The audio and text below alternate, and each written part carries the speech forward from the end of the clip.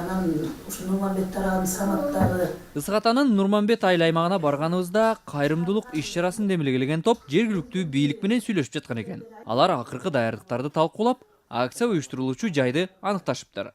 Биз кайрымдуулук фонддорго кайрылып, жакшы ниет деген фонд менен Нурманбет айыл өкмөтү биригип алып, ушундай благотворительный концерт кылып, ушул 3 үй бүлөгө жардам берели деп атабыз. Бул аракеттердин баары Нурманбет айыл аймагында жашаган 3 оорукчан наристеге каражат топтоого багытталган. Жергиликтүү эл мындай кадамга сырттан жардам күтпөй, өзлөрү эле аз-аздан каражат топтосо, аз эмес сума чыгаарына быйыл май айында ушул аймактын кичинекей тургуну Нур Жигитке кол сунгандар көп болгондон кийин барышкан. Эми бир балага 600 миңден керек экен да, ар бир балага.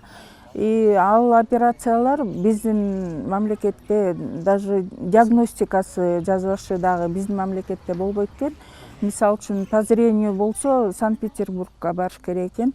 Аяка барган, анан обследование ушунун баары тең акча турат экен. Ал акча ал үй бүлөлөр биздин эсеп боюнча аз камсыз үй бүлөлөр да. Анан ошол себептүү алар өз проблемаларын өзү чече албагандыктан айыл тургундарына биз жардам катары ушундай неме менен кайрылып атабыз.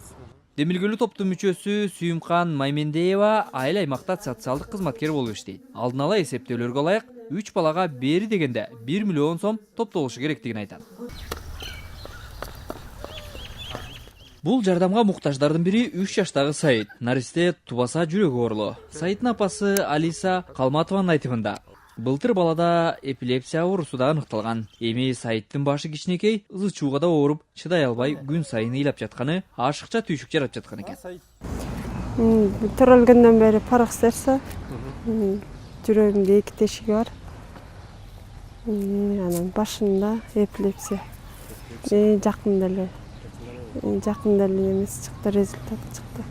Саидден башка бул кайрымдуулуктан топтолгон каражат көзү жакшы көрбөй алган 6 айлык Бекмырза жана 2 жаштагы Акмаралга да берилмекчи.